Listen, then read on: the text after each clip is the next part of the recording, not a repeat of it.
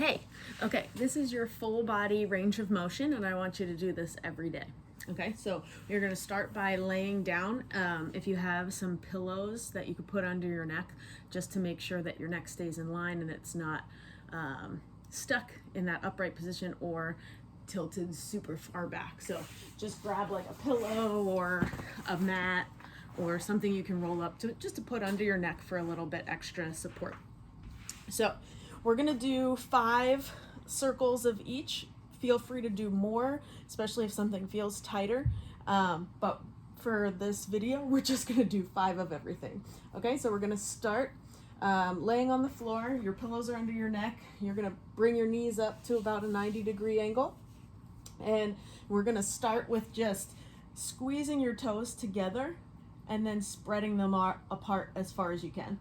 So squeeze them down almost like you're trying to make a fist with your feet, and then open 2, squeeze, open 3, squeeze, open 4, squeeze, open 5. Then we're gonna go ankle circles to the outside, 1, 2, and if you feel any tight spots more so, then just go a little slower through that section.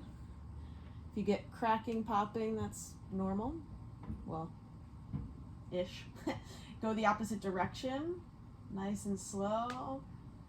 Only moving your ankles, 4 and 5. And from here, we're just gonna extend our legs straight up as much as you can. So you might be really tight and you might still have a little bit of a bend, but that's okay. Just go to whatever you can get. Full range. If you can, pull your toes back towards your nose and then bring them back down. 1, 2, so straighten, pull the toes to the nose, relax the foot, and come back down. 3, 4, and 5. And then we're gonna go to our hips, so hip circles. So you're gonna place your hands on your knees. You're gonna pull your knees in, then they go out, around, and back in. So you're making a full circle with your hips. Again, nothing else is moving, but you're moving from your hips. Make sure your core stays down into the floor, especially as the knees go out, which a lot of times some people might feel a little pop or click in the hips. Just make sure the core, especially the lower abdominals, are driving down towards the ground, and that will eliminate a lot of that issue. 3, 4, and 5, and then go the opposite direction. So knees go out, away from you, then out, apart from each other, back into the chest, and then out so your arms are extending, and then out and around.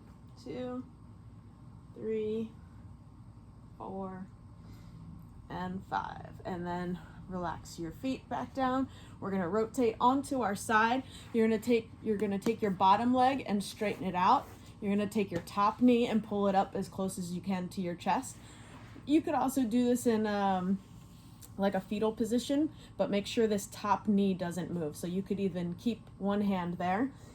We're gonna reach our top hand over and then open, we call these open books. You're just gonna open up your chest from this position. So again, if you could do it with one leg straight and one knee up, it just helps to take your lumbar spine out of it.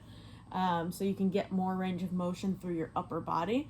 And you want to open from here, get a nice chest stretch through this arm opening up, but we're really looking for, again, some mobility through the upper body here. And then we're going to close that back up so it's a reach, and then rotate as far as you can. If you're really tight, your arm might only get to here, and that's okay. Just kind of breathe through in that position with maybe your exhale gets you a little bit further. 3, 4, and 5. Take another deep breath here and just let that open up a little bit. And then we'll rotate to the other side. So the leg can either be straight or in the fetal position. Other leg, knee is up towards your chest as high as you can get it to go. We reach with the arm and then open up. 1, 2, 3, 4. Again, the big key being that we don't want that top knee to move at all once you set it. So don't let this happen where the hip starts to drop back as you do that. You want that top leg to stay where it was when you started. Okay, so that was 5. From here, we can roll ourselves up into a standing position. And we're gonna go to hips again. So standing, if you wanna hold on to something, stand next to a wall so you can hold on. I'd rather you hold on and not have to worry about your balance. You're gonna do hip circles. So you're gonna bring your knee up as high as you can. Again, when we're here, we wanna make sure that we're standing as upright as we can. You're gonna bring your knee up as high as you can. Then it comes out as wide as you can. If you notice, my hips stay straight ahead the whole time. The knee comes back around and down, and then straight through.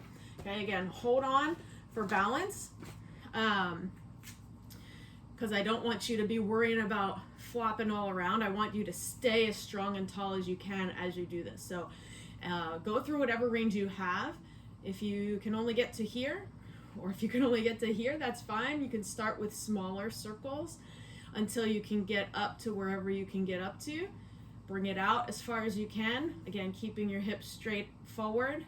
Bring the knee around and down, and then straight through. So it's really like you're drawing a circle with your kneecap. The rest of the foot's just kind of dangling. Your goal is to just move from your hip joint. So 3, out, around, and down. 4, out, around, and down. That's 5.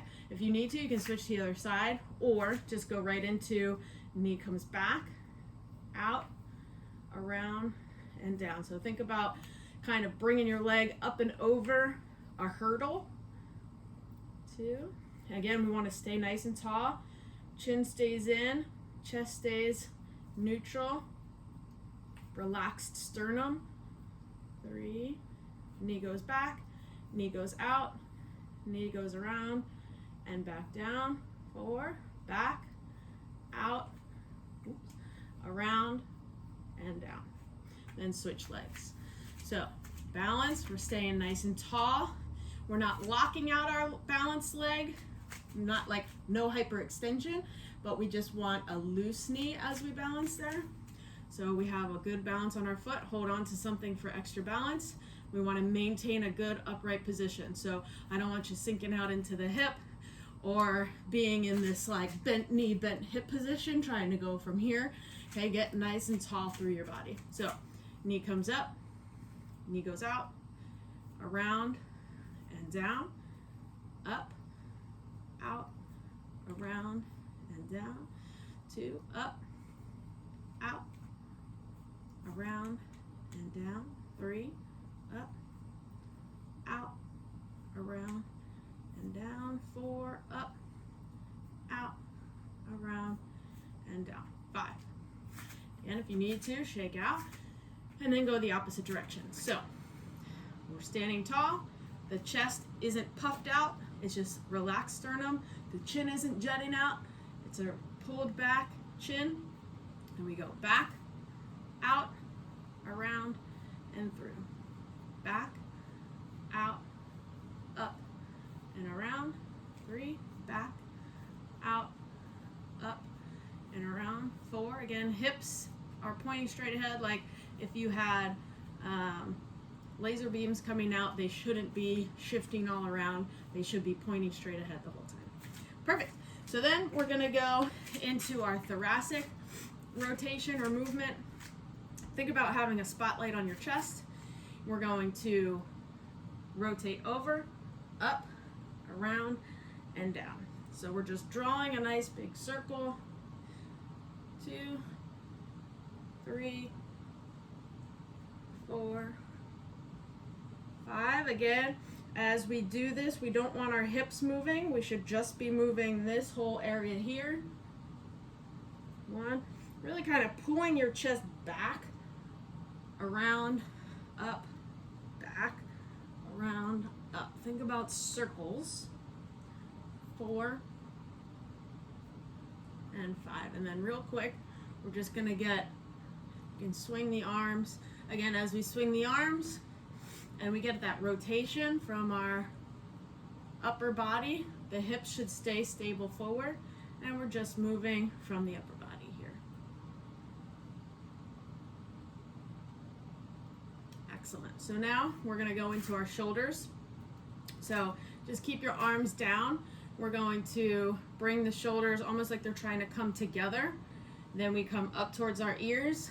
We bring them around, squeezing the shoulder blades together in the back, and come down. So up, around, and down.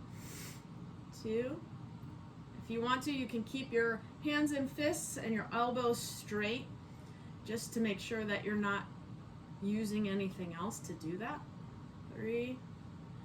Our focus is just on the shoulders. 4 and 5, and then back the other way. So squeeze the shoulder blades, arms, shoulders come up towards the ears, around and down, back, up, around and down. 3, 4, and 5. Then from here, I'm just going to bring the arms up and straight through. 1, 2, 3, 4, and 5, and then crisscross in the front. 2, 3, 4, and 5, and then we're going to go to our elbows. So almost think about like lassoing. So just from the elbows, they come in, out, and around. 2, 3, 4, 5, and then back the other way. 1, 2, 3, 4, and 5. Good. We're going to go to our wrists. So we're going to take our thumbs into the palm of our hand and then wrap our fingers over it. Relax the elbows next to you so they're not involved, and we're just moving our wrists in circles. 2, 3, 4, 5, and then the other way. 2, 3, 4, 5, and then we're going to spread our fingers, make them into fists, spread them out, make them into fists. 3, 4, 5, and then shake it out, and we're going to come to the neck. So you're going to take your palm of your hand, find your collarbone, place your hand right underneath it, and pull the skin down away from your collarbone. And then from here, we're going to tuck our chin, go to the side, look up towards the ceiling, go across the ceiling, come down, and back to the other way. Okay. Nice and slow. For these, we're making circles with our chin, chest, out, over, and down, and then back the other way. Again, try to relax your sternum or your chest bone here as you do this. Shoulder, ceiling, across and down. 2, 3, 4, and 5. And again, you can go slower with those if you want. And then from here, we're going to take our fingers and place them right behind our ears. So just like 2 fingers right behind the ears. You're going to tuck your chin to your chest and then slowly look up, and your fingers will drag down your neck a bit. Then tuck your chin again and look up, and again they'll slide a little further down towards your collarbone. Tuck and in. So then go all the way to, I'm going to come a little closer so you can maybe see better. So you're going to now come a little closer to, like, so your fingers are touching, they're right above your collarbone. And from here, you're just going to slowly look up towards the sky, come back down, move your fingers out a little bit. So you're almost getting your fingers to kind of not go underneath above it, above your collarbone, but kind of sitting right on top. You can kind of dig in just a little bit. And then you're just going to work your way out. So almost like grab a little bit of your neck and look up. Grab a little bit of your neck and look up. Grab a little and slide down. You can even start all the way up by your ears. tuck, and look up, tuck, and look up. So we're just kind of dragging the skin, and then you can do the same thing. So that was all on the top of the collarbone. Now go below the collarbone, pull the skin down, and do the same thing, and work your way out towards your shoulders. And then you can also do the same thing with, you can kind of slide down and go on a diagonal backwards. That might give you a little more release too. So you're just kind of dragging the skin and moving your head in different directions to figure out where you feel the tightest, and just kind of getting that to all loosen up in the front, all around your collarbone, above and below, and then all on the side of the neck, which will really help to get you to get that extension a little bit more. And if you're having more trouble with tucking, then you could kind of do the opposite and look up and then work down, but place your fingers on the back of your neck. So just a couple different things to try, and that concludes our range of motion. So if you felt like anything was tighter, any areas were tighter than others, you could go back and just hit that a couple of those one more time, or just do this again later in the day. It's up to you, but at least once a day, and we'll go on to our workout of the day.